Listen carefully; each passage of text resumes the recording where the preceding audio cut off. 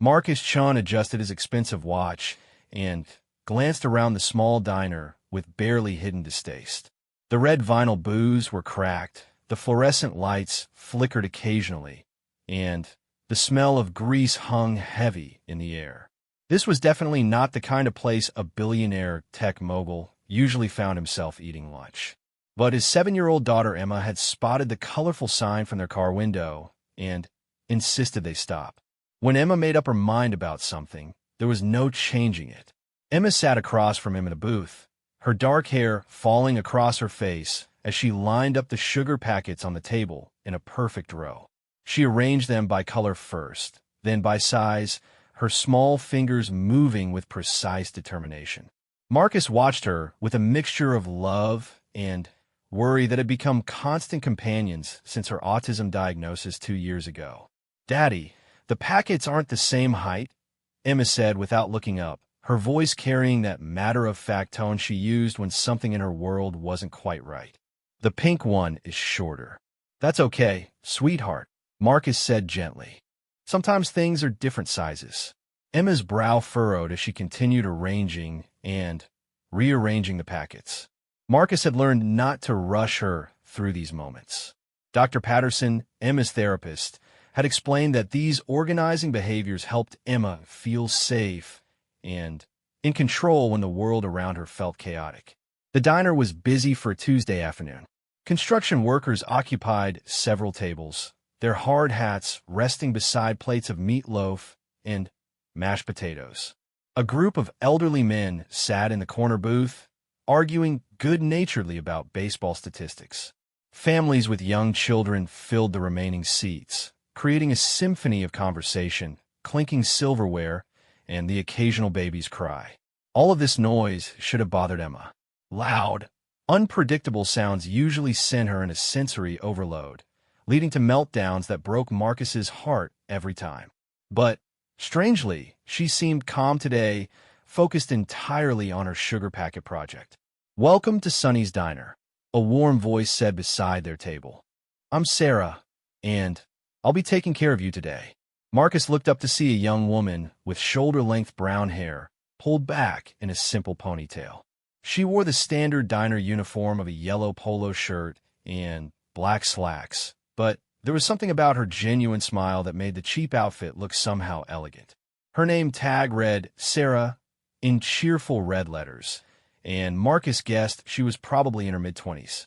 "What can I start you folks with to drink?" Sarah asked, pulling a pen from behind her ear. "I'll have coffee black," Marcus said, then glanced at Emma, who was still absorbed in her sugar packet arrangement. "And she'll have chocolate milk, if you have it." "We absolutely do," Sarah said. "And might I say, you're doing beautiful work there with those packets, sweetie." Emma's head popped up for the first time since they'd sat down. She looked at Sarah with curiosity rather than her usual wariness around strangers. "I'm making them organized," she said seriously. "I can see that," Sarah replied, crouching down so she was at Emma's eye level. "You've got them sorted by color. That's very smart thinking." Marcus tensed slightly. Most adults either ignored Emma's behaviors or made awkward comments that showed they didn't understand. He'd grown protective of his daughter's feelings, ready to redirect conversations that might make her feel different or wrong. But Sarah's response was different. She wasn't talking down to Emma or treating her organization system like a cute child's game. She was acknowledging it as the important work Emma clearly felt it was. "Would you like me to see if we have any more sugar packets in different colors?" Sarah asked Emma. "I think we might have some blue ones in the back." Emma's eyes widened with genuine excitement. "Blue ones? Let me check for you," Sarah said with a conspiratorial wink. "I'll be right back with your drinks and maybe a surprise." As Sarah walked away, Marcus found himself watching her interact with other customers. She moved through the diner with easy confidence, refilling coffee cups, chatting briefly with the construction workers, and helping an elderly woman choose between the soup specials. But what struck him most was how she seemed to genuinely listen to each person, giving them her full attention even during brief exchanges. "Daddy, the lady understands about organizing," Emma said, still clutching the sugar packets. "She does seem very nice," Marcus agreed, though he couldn't shake the feeling that nice was an inadequate word for what he'd just witnessed. Sarah returned a few minutes later, carrying a tray with their drinks and a small bowl. "Here we go," she said, setting down Marcus's coffee and Emma's chocolate milk. "And I found something special for you, Emma." She placed the bowl beside Emma's sugar packets. Inside were sugar packets in blue, green, and even a few purple ones that Emma had never seen before. Emma's face lit up with pure joy. "Purple ones exist?" "They sure do," Sarah said. "The purple ones are honey packets, and the green ones are artificial sweetener, but they're all different sizes and colors for your collection." Marcus watched in amazement as Emma immediately began incorporating the new packets into her arrangement, her excitement palpable. In the 2 years since her diagnosis, he'd seen very few people instinctively understand how to connect with Emma without making her feel different or strange. "That was incredibly thoughtful," Marcus said quietly to Sarah. "Most people don't. They don't really get what she's doing." Sarah shrugged modestly. "My little brother has autism. I learned a long time ago that everyone has their own way of making sense of the world. Emma's way happens to be very organized and colorful." There it was, the explanation for Sarah's natural understanding, but also something more. She hadn't just accommodated Emma. She'd celebrated what made Emma unique. "Your brother is lucky to have you," Marcus said, and he meant it. "Are you ready to order some food?" Sarah asked, pulling out her notepad again. Marcus realized he hadn't even looked at the menu. He'd been too focused on Emma and then too intrigued by Sarah's kindness to think about eating. "What do you recommend?" "The grilled cheese and tomato soup is Emma's age group's favorite," Sarah said. "And for you, our chef makes an excellent turkey club. But honestly, everything here is good. My boss might not win any fancy awards, but he's been cooking comfort food for 30 years. "Grilled cheese sounds perfect for Emma," Marcus said. "And I'll trust your recommendation on the turkey club." As Sarah walked away to place their order, Marcus found himself studying the diner with new eyes. The cracked vinyl booths suddenly seemed charming rather than shabby. The mismatched salt and pepper shakers on each table looked like collections rather than evidence of careless management. Even the flickering fluorescent light seemed more quirky than annoying. "Daddy, look," Emma said, holding up her completed sugar packet arrangement. "It's a rainbow, but organized." She was right. Emma had arranged all the packets in color order, creating a rainbow pattern, but she'd also organized them by height within each color group. It was beautiful in its precision and creativity. "That's amazing, Emma," Marcus said, pulling out his phone to take a picture. "Dr. Patterson will love seeing this." Emma beamed at the praise, carefully adjusting one packet that had shifted slightly out of place. Marcus couldn't remember the last time he'd seen her this happy and calm in a public space. Usually, restaurants were challenging for Emma. The unpredictable noise, the unfamiliar surroundings, the pressure to sit still and behave normally, all combined to create stress that often led to meltdowns. But here in this humble diner with sugar packets and a waitress who understood, Emma was thriving. Marcus thought about his usual lunch spots. The exclusive restaurant on the top floor of his office building, where he conducted business deals over truffle risotto and $100 wine. The private club where he met with investors, surrounded by leather chairs and crystal chandeliers. None of those places would have had colorful sugar packets for Emma to organize. None of the servers there would have taken the time to find special packets to add to her collection. For the first time in months, Marcus wasn't checking his phone every few minutes for urgent emails or market updates. His attention was entirely focused on this moment, this place, this unexpected gift of watching his daughter be completely herself without judgment or pressure. Sarah appeared beside their table again, this time carrying 2 steaming plates. The grilled cheese sandwich was cut diagonally and served with a neat pile of golden French fries. The turkey club was piled high with fresh ingredients and came with a side of coleslaw that actually looked appetizing. "Here we go," Sarah said, setting the plates down carefully so she didn't disturb Emma's sugar packet arrangement. "Emma, I made sure your sandwich is cut exactly in half, and I kept your fries separate from your sandwich so they don't touch. Marcus stared at her in surprise. How had she known that Emma preferred her foods not to touch? He hadn't mentioned it, and Emma hadn't said anything about it. You're very observant, he said. Sarah smiled. It's part of the job. Plus, like I said, my brother taught me a lot about paying attention to details that matter to people. As Emma began eating her grilled cheese with obvious satisfaction, Marcus took his first bite of the turkey club. It was, as Sarah had promised, excellent. The turkey was freshly sliced, the bacon crispy, the vegetables fresh. It was simple food prepared well, without pretension or unnecessary complications. This is really good, he told Sarah when she came by to refill his coffee. I'll tell Jimmy you said so. He's the cook and owner. Been running this place since before I was born. How long have you worked here? Marcus found himself asking. About 2 years, Sarah said. I'm working my way through nursing school. This job gives me flexible hours so I can make it to classes. Nursing school, of course. That explained her natural ability to read people's needs, her patience, her genuine care for others' well-being. Marcus felt a stab of something he couldn't quite identify. Admiration, certainly. But there's something else, too. That's impressive, he said. Nursing school is challenging. It is, but I love it. I want to work with kids eventually, maybe in pediatric care. Sarah glanced at Emma, who was carefully eating her fries one at a time, smallest to largest. Kids like Emma, actually. There's not enough specialized care available for families dealing with autism. Marcus felt his chest tighten with an emotion he hadn't expected. Here was someone who not only understood his daughter, but was actively preparing to help other children like her. In his world of corporate mergers and profit margins, he rarely encountered such pure purpose. The world needs more people like you, he said quietly. Sarah blushed slightly at the compliment. I just think everyone deserves to be understood and supported, you know?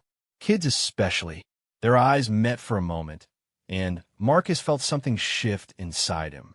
It wasn't just gratitude for Sarah's kindness to Emma, though that was certainly part of it.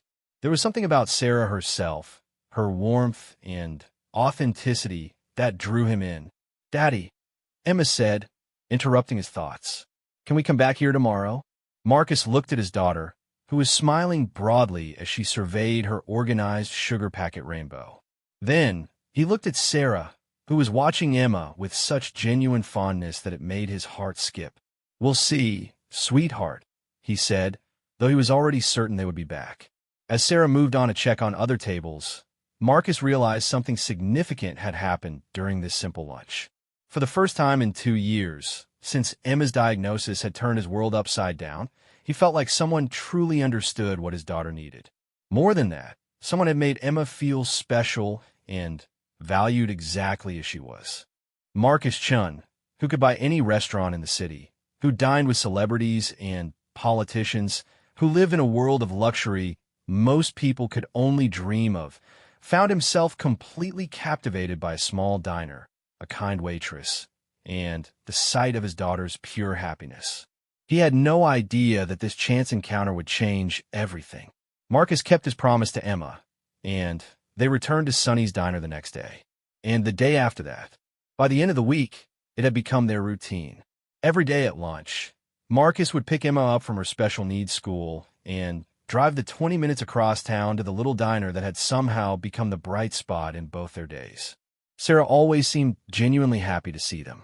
She'd learned Emma's preferences quickly and had even started keeping a special collection of colorful sugar packets aside for her daily organizing ritual. Emma had begun asking for Miss Sarah specifically, something that amazed Marcus since his daughter rarely showed preference for anyone outside their immediate family and her therapists. On Friday of their second week as regulars, Marcus arrived at the diner to find Sarah looking unusually tired. Her usual bright smile was still there, but he could see strain around her eyes. Rough day?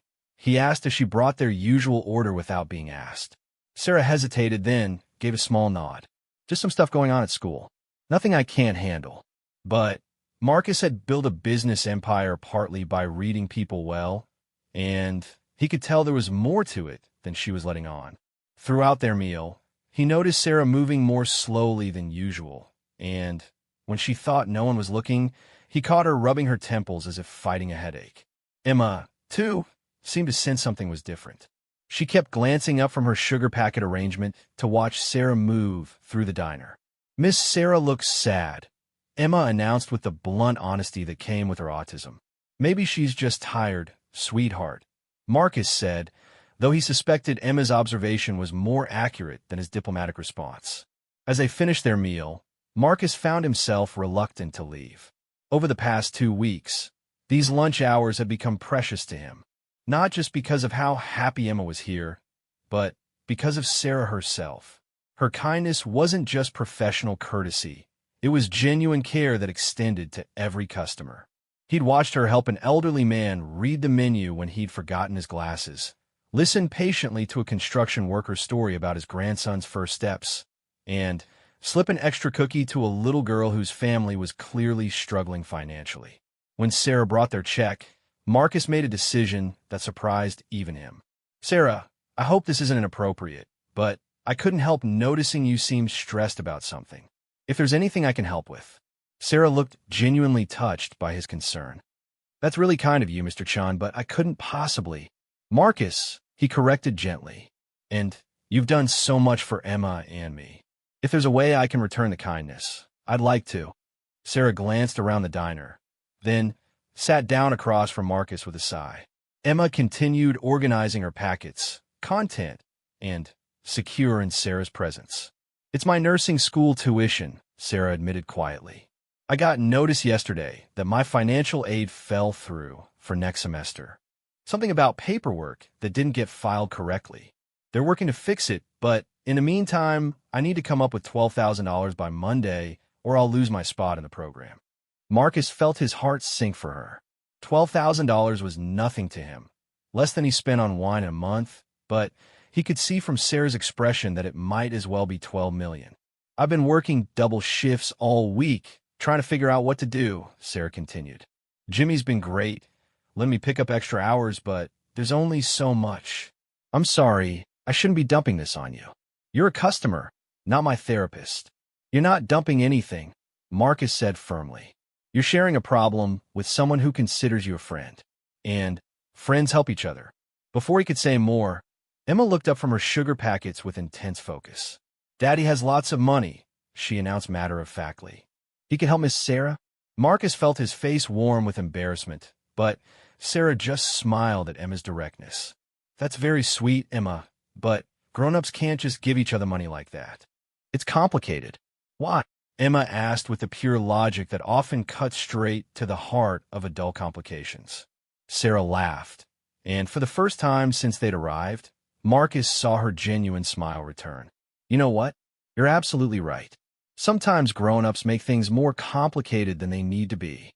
Marcus seized the moment. Emma's right about something else, too. I can help, and I want to. Marcus, no. I can't accept that. It's too much, and we barely know each other. We've shared lunch every day for 2 weeks, Marcus pointed out. I've watched you be kind to every person who walks through that door. I've seen how you make my daughter feel special and understood. In my book, that makes us more than strangers. Sarah shook her head, but Marcus could see she was wavering. Even if I could accept help like that, how would I ever pay you back? Who said anything about paying back? Marcus asked. Consider it an investment in the future.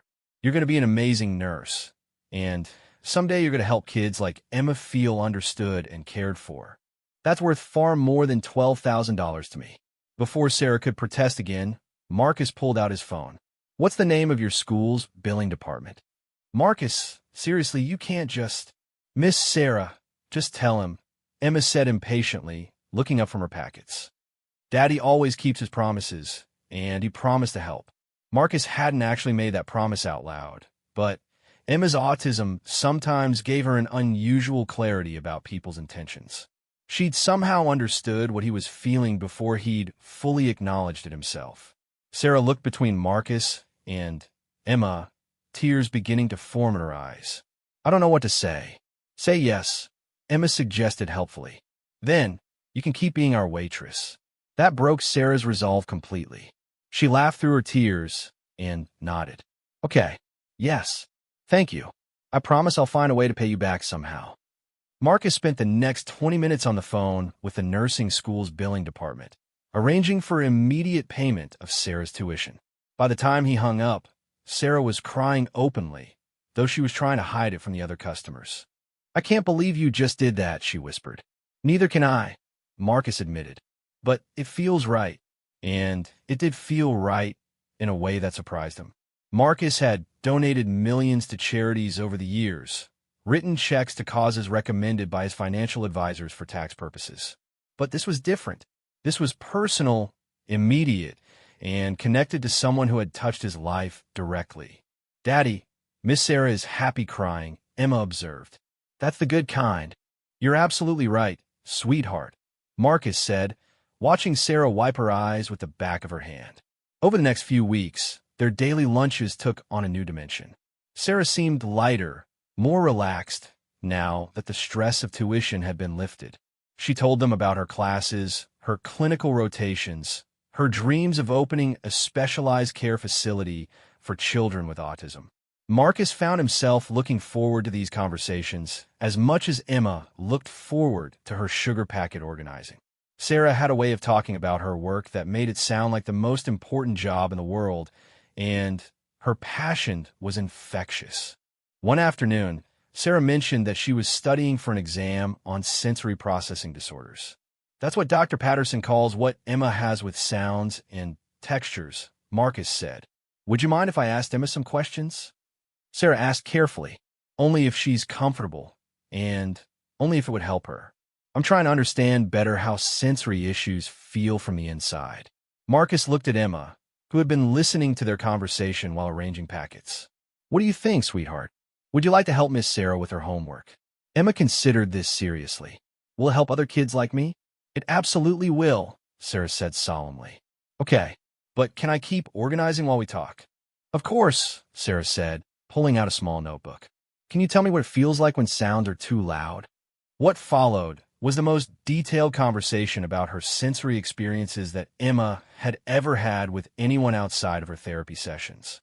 Sarah asked thoughtful questions, listened carefully to Emma's answers, and somehow made the whole thing feel like a natural conversation rather than an interview. Marcus watched in amazement as his usually reserved daughter opened up completely to Sarah.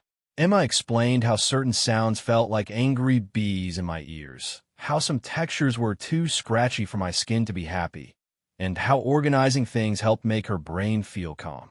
Sarah took careful notes, asking follow-up questions that showed she truly understood what Emma was sharing. By the end of their conversation, Emma had taught Sarah more about sensory processing than any textbook could. Thank you, Emma, Sarah said when they finished. You're going to help me take better care of lots of kids. Emma beamed with pride. I'm a helper. You absolutely are, Sarah agreed. As they prepared to leave that day, Marcus felt a familiar reluctance to end their time together. These lunches had become the highlight of his days, and not just because of Emma's happiness. Sarah's presence in their lives had brought something he hadn't realized he was missing. Genuine human connection based on who they were as people, not what he could provide or what status he held. Sarah, he said as she brought their check, I was wondering if you and Emma might like to do something together outside the diner sometime. Maybe visit the Children's Museum? Emma loves the hands-on exhibits there. Sarah's face lit up. That sounds wonderful. Are you sure you don't mind me tagging along? Mine. Marcus laughed. I'm pretty sure Emma would insist on it. She's gotten quite attached to you. So had Marcus realized. Somewhere between sugar packet arrangements and conversations about nursing school, between small acts of kindness and moments of genuine understanding, Sarah had become far more than just Emma's favorite waitress. She had become someone he couldn't imagine their lives without. The Children's Museum trip was a revelation for Marcus. He'd taken Emma there many times before, but watching her experience it with Sarah was completely different. Sarah didn't just accompany them. She engaged with every exhibit as enthusiastically as Emma did. In the sensory play area, she helped Emma build elaborate structures with textured blocks. At the water table, she showed Emma how different objects created different splash patterns. Most importantly, She never once tried to redirect Emma's intense focus or suggest they move on to something else. "Look, Miss Sarah," Emma called out from the magnetic tile wall, where she'd been working for 20 minutes. "I made a rainbow pattern, but it's also organized by size." Sarah studied Emma's creation with genuine admiration. "That's incredible, Emma. You've made something that's beautiful and mathematical at the same time." Marcus watched this interaction with growing amazement. In his world of business meetings and corporate events, people rarely took time to truly see each other, let alone celebrate each other's unique perspectives. But Sarah had this gift of making everyone she met feel seen and valued. As they explored the museum, Marcus found himself studying Sarah as much as he was watching Emma.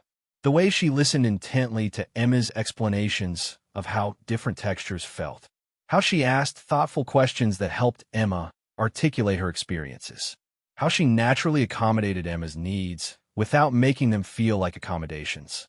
When Emma became overwhelmed by the noise in the main hall, Sarah immediately noticed her distress and guided them to a quieter corner where Emma could regulate herself. She didn't make a big production of it or draw attention to Emma's needs. She simply created the space Emma required with such natural ease that Marcus wondered if this was what it would feel like to have a true partner in parenting Emma. The thought surprised him. Since Emma's mother had left 2 years ago, unable to cope with the challenges of raising a child with special needs, Marcus had convinced himself that he and Emma were better off on their own. He'd focused entirely on being the best single father he could be, learning everything about autism, finding the best therapists, creating the most supportive environment possible.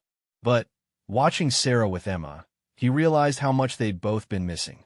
Not just the practical support of another caring adult, but the emotional richness that came from being truly understood by someone outside their small family unit. "Daddy, can Miss Sarah come to my house sometime?" Emma asked as they sat in the museum cafe sharing ice cream. "I want to show her my rock collection." "Would you like that, Sarah?"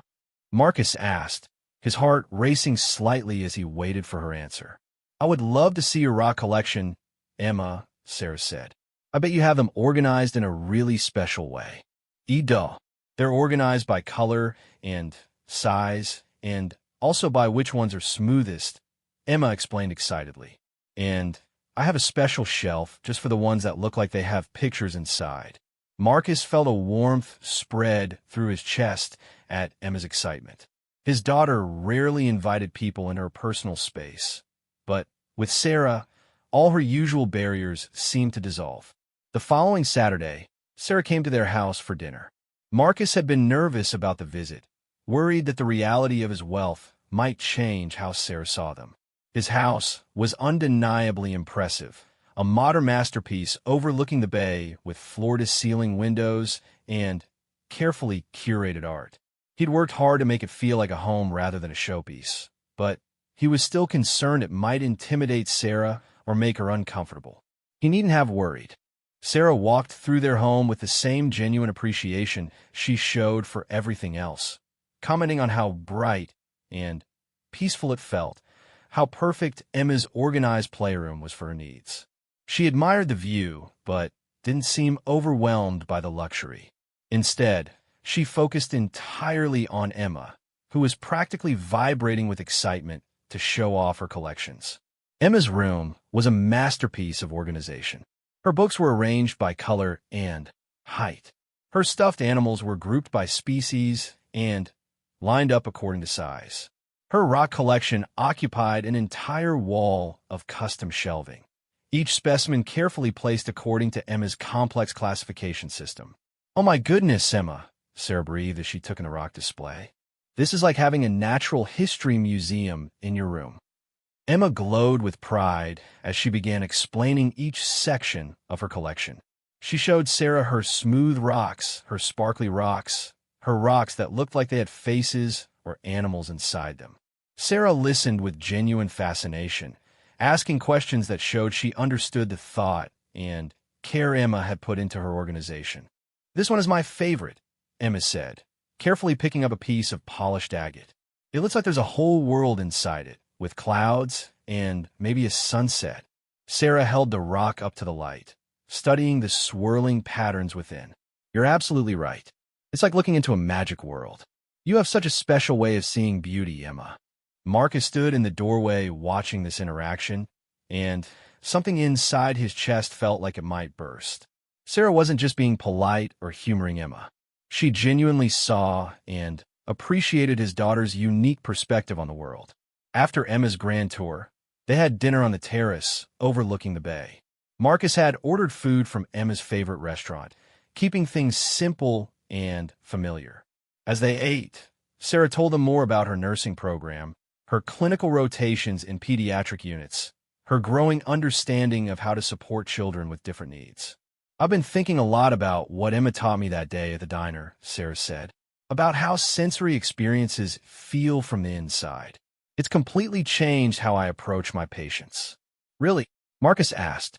Absolutely. Yesterday, I was working with a little boy who was having trouble during his physical therapy. Instead of trying to encourage him to push through his discomfort, I started paying attention to what might be overwhelming him. Turned out the texture of the exercise mat was too scratchy for him. We switched to a different surface, and suddenly he could focus on the exercises. Emma nodded seriously. Textures are important. People don't always understand that. You're teaching people to understand, Sarah said. That makes you a very important teacher. As the evening went on, Marcus found himself relaxing in a way he hadn't in years. The conversation flowed naturally between adult topics and Emma's interests. Sarah never talked down to Emma or excluded her from discussions, but she also didn't treat Marcus like just Emma's father. She saw them both as complete people, and she related to them accordingly. When it came time for Sarah to leave, Emma asked if she could hug her goodbye. This was significant. Emma rarely initiated physical contact with anyone outside their immediate family, but she wrapped her arms around Sarah with complete trust and affection. Thank you for understanding my rocks, Emma said seriously. Thank you for teaching me about them, Sarah replied, hugging her back gently. After Emma went to bed, Marcus walked Sarah to her car. The evening air was soft and warm, filled with the scent of jasmine from the garden. Thank you for tonight, Marcus said. Emma hasn't been this happy in, well, maybe ever. Neither have I, Sarah said softly. Your daughter is extraordinary, Marcus. The way she sees the world, the way she finds patterns and beauty in everything, she's taught me so much. They stood beside her car, neither quite ready to end the evening.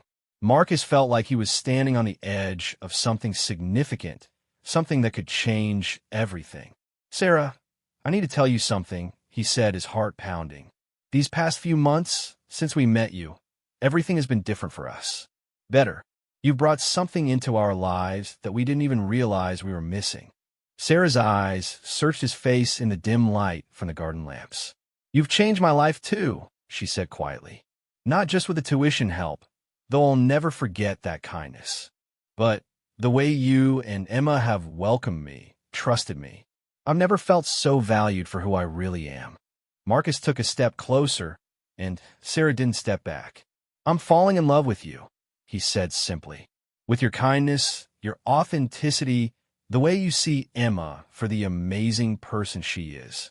I know this might seem sudden or complicated because of our different circumstances. It's not complicated, Sarah interrupted softly. At least, not in the way you think. I don't care about your money or your status. What I care about is that you're a wonderful father who loves his daughter completely. What I care about is that you see people for who they truly are, just like Emma does. What I care about is that somewhere along the way, I fell in love with both of you. Marcus felt his breath catch. Both of us. Emma is part of who you are, Sarah said. Your love for her, your dedication to helping her thrive, the way you've learned to see the world through her eyes, that's what made me fall in love with you. I can't imagine loving you without loving her too. Marcus reached for Sarah's hands, and she let him take them. So what happens now? Now we see what we can build together, Sarah said. All three of us. 6 months later, Marcus and Emma moved Sarah into their house. Not because Marcus wanted to take care of her, but because they had become a family in all the ways that mattered. Sarah finished her nursing program with honors and accepted a position at the local children's hospital in their new autism support unit, a program Marcus had quietly funded after seeing Sarah's passion for helping kids like Emma. Emma now had a special drawer in Sarah's desk where she kept new packets and organizing materials that Sarah brought home from the hospital. She'd also started a rock collection for Sarah, carefully selecting stones she thought would appeal to Sarah's sense of beauty and wonder. On their first anniversary of meeting at the diner, the three of them returned to Sonny's for lunch. Jimmy, the owner, had framed a photo of Emma's first sugar packet rainbow and hung it behind the counter. Sarah's old co-workers teased her about her rich boyfriend, but Marcus could see they genuinely missed her warmth and kindness. As Emma arranged a new collection of packets that Jimmy had saved especially for her, Marcus watched Sarah interact with her old server friends and felt overwhelmed with gratitude. He thought he was successful before meeting Sarah, and by most measures he had been. But he never understood the difference between achievement and fulfillment until he'd experienced the joy of being loved for who he was rather than what he could provide. "Daddy, look," Emma said, holding up her latest creation. "I made a heart out of the packets, and it's organized by rainbow colors." Marcus looked at the carefully arranged heart shape, each color perfectly placed in Emma's systematic way. "It's beautiful, sweetheart. It's for Miss Sarah," Emma announced, "because she makes our family's heart happy." Sarah's eyes filled with tears as she hugged Emma close. "You make my heart happy too, sweet girl. You and your daddy both." Marcus reached across the table to take Sarah's hand, marveling at how a chance stop at a small diner had led to everything he'd never known he wanted. A partner who understood his daughter's unique gifts. A love built on acceptance and genuine care rather than convenience or appearance. A family that celebrated differences instead of trying to fix them. Sometimes the most profound changes in life came not from grand gestures or calculated decisions, but from simple moments of human kindness. A waitress who took time to understand a little girl's need for order. A father who recognized genuine love when he saw it. A child whose pure heart taught two adults what family really meant. In his wallet, Marcus still carried a photo of Emma's first sugar packet rainbow from that day at the diner.